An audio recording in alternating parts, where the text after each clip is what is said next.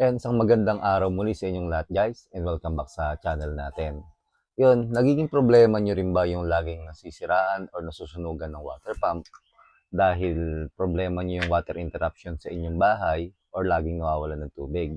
Or may storage tank nga kayo pero ang nangyayari is nauubos yung laman nito kasi nga hindi sapat yung supply galing kay service provider. Yun. May papakita ko sa inyong device na pwedeng gamitin kapag kaganon yung problema ninyo sa water system nyo or sa supply ng tubig ninyo. Pero bago yun guys, pa-subscribe po muna yung channel natin, pa-like, share, and click nyo na rin po yung notification bell para like and updated. Gawin na rin po yung ating FB page na House Doctor Tutorial, so follow na rin po guys. Ayan. At nag-upload din po tayo ng mga video doon. Ayan. Maraming salamat po. Punta tayo sa ating main topic. Ito yung papakita ko sa inyo. Yan, APC, yung ginagamit yung device kapag kaganon yung nagiging problema. Halimbawa, kakaroon ng water interruption sa inyong bahay or sa inyong lugar. Nilalagyan ko lang APC, si water pump, nang sa ganon, kapag ka umandar siya or nag-run dry yung ating water pump, ibig sabihin, umandar ng walang tubig, walang mahigop na tubig, si APC yung magkocontrol. May mga video din tayo kung paano mag-install nito, pero gagawan ko rin ng video kung paano install. Ngayon, papaliwanag ko lang yung trabaho ni APC. Si APC po, kapag halimbawa umandar yung water pump, then walang tubig na mahigop or dumadaan kay water pump, automatic, ika-cut off niya yung water pump or papatayin niya yung water pump. Kasi, kapag ka umandar yung water pump nyo ng matagal or kahit mga ilang minuto lang na walang tubig, malaki ang posibilidad na masunog or masira yung water pump nyo. Doon ngayon papasok yung trabaho nito ni APC or Automatic Pump Control. Then dito, manonotify nyo rin, halimbawa, umaandar yung water pump nyo, naka-install na sa APC, manonotify nyo na walang mahigop or walang makuha tubig si water pump kasi itong failure, nakailaw yan ng red. Yan. Ngayon, kung normal naman yung andar niya at may tubig naman, walang ilaw kayo makita dito sa failure. Hindi yan nakailaw ng red. Ang nakailaw dyan, ito lang, si pump on. Halimbawa, gumagana si water pump, tapos nawala ang tubig, iilaw yung failure. Mangyari, pag umilaw yung failure, mga ilang seconds, i-off na niya si water pump kasi na-detect niya na walang makuhang tubig or mahigop na tubig si water pump. Ngayon, kung bumalik naman yung supply ng tubig or nagkaroon na ulit ng tubig, automatic, i-on niya si water pump. Kasi madedetect niya na may tubig na ulit na dumadaan kay water pump, i-on niya si water pump. Kumbaga, kaya nga automatic. Once na wala yung tubig, i-off niya yung water pump. Once na bumalik yung supply ng tubig, automatic niyang i-on yung water pump. Yun po yung trabaho ni APC. Nang sa ganon, hindi masunog or masira yung water pump natin. Pero may mga time na, halimbawa, nagka-supply na ulit ng tubig, tapos hindi umaandar yung water pump nyo. May mga time po na ganon. Kasi minsan maghapon na, mapansin nyo, nagkatubig na pala, or bumalik na yung supply ng tubig, makita nyo, naka-failure pa rin yan. May mga time po na ganon. Kasi ito, mamaya paliwanag ko yung kung bakit nagkakaganon. Ito muna. Ipe-press nyo lang ng long press tong restart. Kasi nakita nyo sa maghapon, hindi na under yung water pump ko.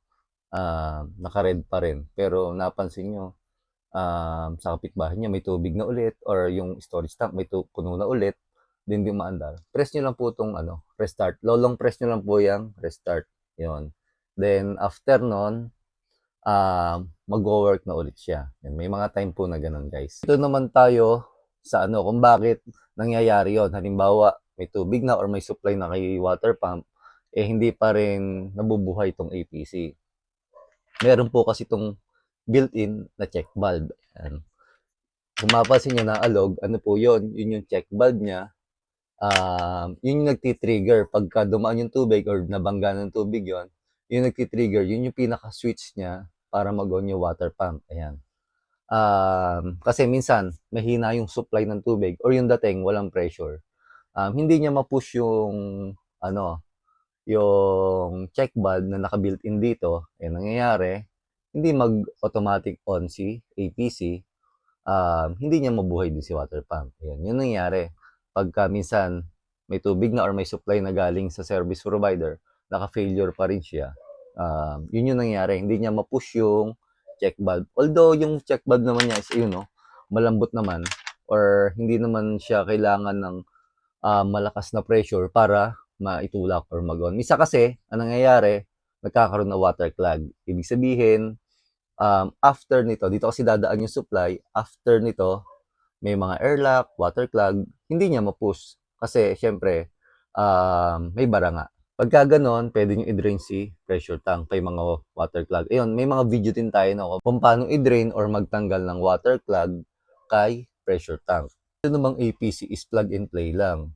Mapapansin nyo, itong sa ibabaw, yan yung galing sa supply or do sa kuryente. Tatlo yan eh. Itong live, neutral, tsaka itong green is ground or line 1, line 2, tsaka ground. Yan. Then pagpunta naman dito sa babang side na to, ito na yung papunta kay water pump. Yan. Line 1, line 2, tsaka ground din. Kaya hindi kayo malilito. Pero may video po tayo kung paano mag-install nito, guys. Sa pagkakabit naman nito, 1 inch yan. Nakakonect lang siya sa ibabaw ng water pump.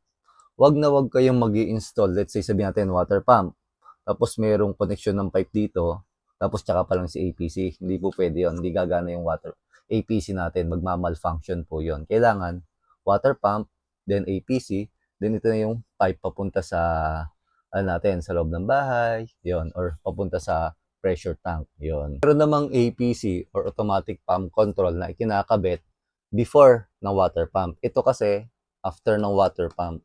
Merong mga ganong design ng APC na before ng water pump tsaka ikinakabit. Yon. May mga video din tayo noon kung paano ikabit yung ganun. Pero same din yung setup ng electrical niya. Source, then papunta na sa water pump. Yun. Meron din tayong APC na ikinakabit na hindi na kailangan ng pressure switch kasi may built-in pressure switch na siya, tapos may built-in gauge na rin. Ito, wala siyang built-in gauge. Yun. Kaya minsan nagtataka kayo, bakit yung APC nyo, nilagyan nyo pa ng pressure switch? Meron pong ganon na APC. Hindi lahat ng APC is merong built-in na pressure switch. Kaya mapapansin nyo, may APC na, hindi pa rin pero na-reach na niya yung mga 60, 70 PSI, pero hindi pa nagka-cut off yung water pump kasi wala siyang built-in na pressure switch. Kaya depende rin po sa brand ng APC kung halimbawa may built-in siya na pressure switch saka pressure gauge. Ayun.